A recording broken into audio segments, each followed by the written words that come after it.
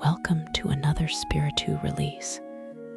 We produce meaningful stories and audiobooks for all ages. Visit spiritu.io for more.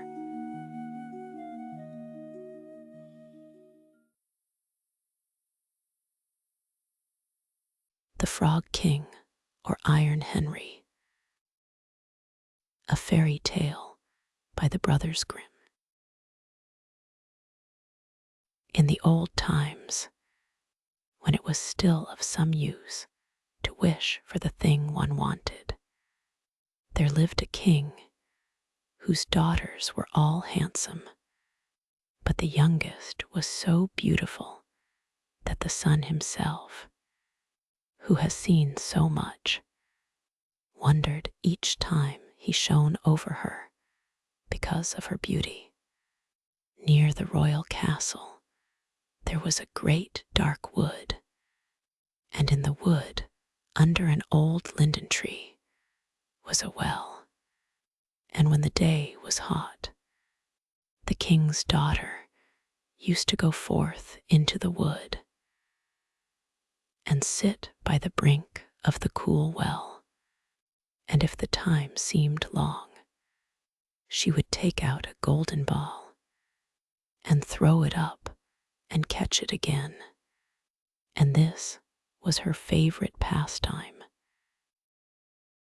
Now it happened one day that the golden ball, instead of falling back into the maiden's little hand, which had sent it aloft, dropped to the ground near the edge of the well and rolled in. The king's daughter followed it with her eyes as it sank, but the well was deep, so deep that the bottom could not be seen. Then she began to weep, and she wept and wept as if she could never be comforted. And in the midst of her weeping, she heard a voice saying to her, "What ails thee, king's daughter? Thy tears would melt a heart of stone." And when she looked to see where the voice came from, there was nothing but a frog stretching his thick, ugly head out of the water. "So, is it you, old waddler?" said she. "I weep because my golden ball has fallen into the well." "Never mind. Do not weep," answered the frog. "I can help you, but what will you give me if I fetch up your ball again?" "Whatever you like." "Dear frog," said she, "any of my clothes, my pearls and jewels, or even the golden crown that I wear." "Thy clothes, thy pearls and jewels, and thy golden crown are not for me," answered the frog. "But if thou wouldst love me, and have me for thy companion and playfellow, and let me sit by thee at table, and eat from thy plate, and drink from thy cup, and sleep in thy little bed, if thou wouldst promise all this, then would I dive below the water and fetch thee thy golden ball again." "Oh yes," she answered, "I will promise it all, whatever you want, if you will only get me my ball again." But she thought to herself, "What nonsense he talks, as if he could do anything but sit in the water and croak with the other frogs, or could possibly be anyone's companion." But the frog, as soon as he heard her promise, drew his head under the water and sank down out of sight. But after a while, he came to the surface again with the ball in his mouth. and he threw it on the grass. The king's daughter was overjoyed to see her pretty plaything again, and she caught it up and ran off with it. "Stop, stop," cried the frog. "Take me up too. I cannot run as fast as you." But it was of no use, for croak, croak after her as he might, she would not listen to him, but made haste home, and very soon forgot all about the poor frog, who had to betake himself to his well again. The next day, when the king's daughter was sitting at table with the king and all the court, and eating from her golden plate, there came something pitter-patter up the marble stairs, and then there came a knocking at the door, and a voice crying, "Youngest king's daughter, let me in." And she got up and ran to see who it could be. But when she opened the door, there was the frog sitting outside. Then she shut the door hastily and went back to her seat, feeling very uneasy. The king noticed how quickly her heart was beating, and said, "My child, what are you afraid of? Is there a giant standing at the door ready to carry you away?" "Oh no," answered she, "no giant, but a horrid frog." "And what does the frog want?" asked the king. "Oh, dear father," answered she, "when I was sitting by the well yesterday and playing with my golden ball, it fell into the water, and while I was crying for the loss of it, the frog came and got it again for me on condition I would let him be my companion.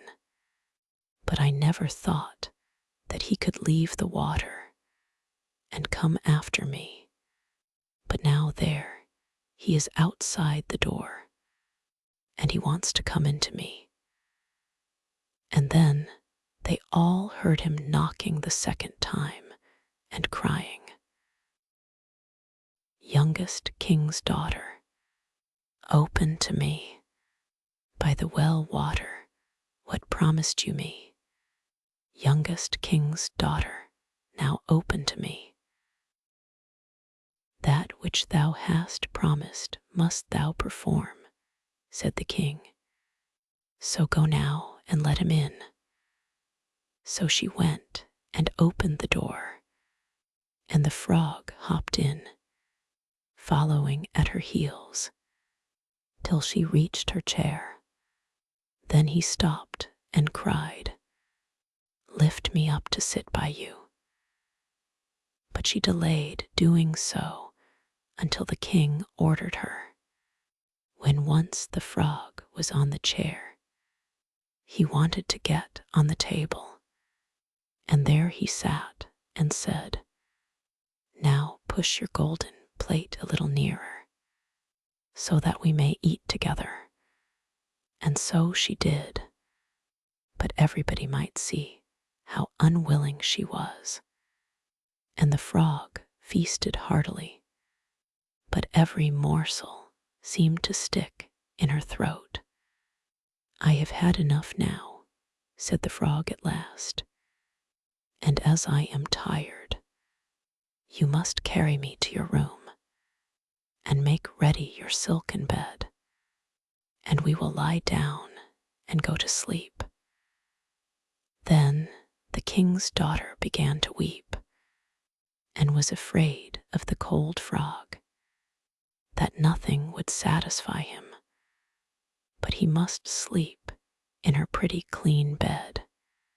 Now the king grew angry with her, saying, "That which thou hast promised in thy time of necessity, must thou now perform." So she picked up the frog with her finger and thumb, carried him upstairs, and put him in a corner.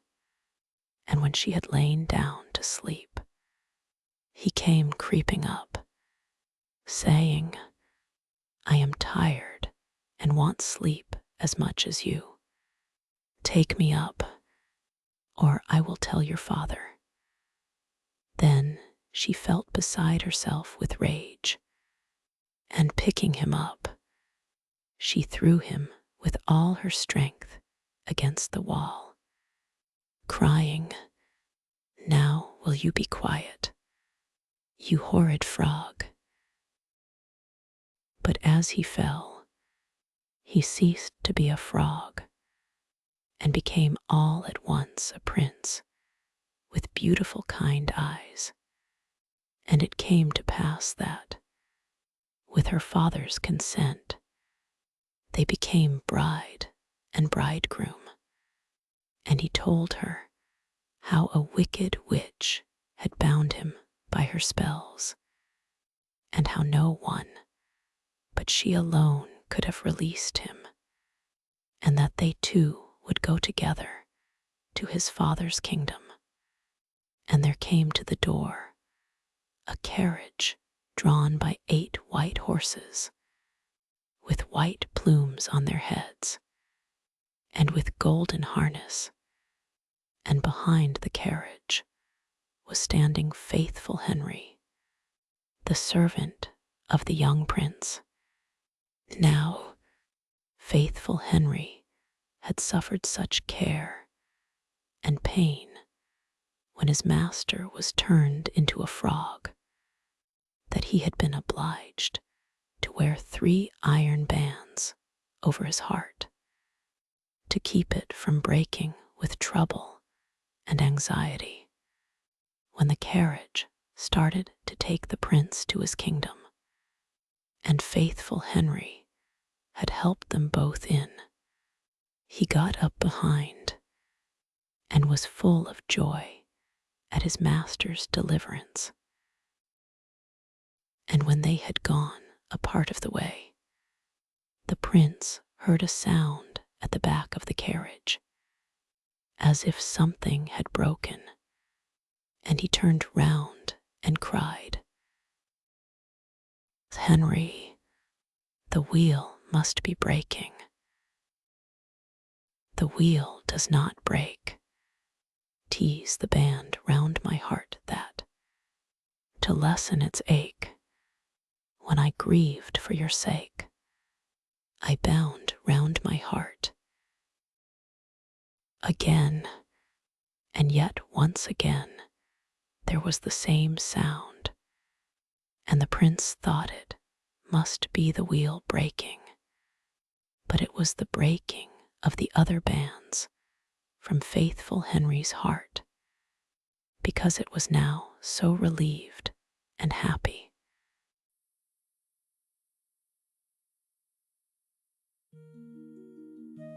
We hope you enjoyed this Spiritu release. Find us on spiritu.io for more meaningful stories and audiobooks.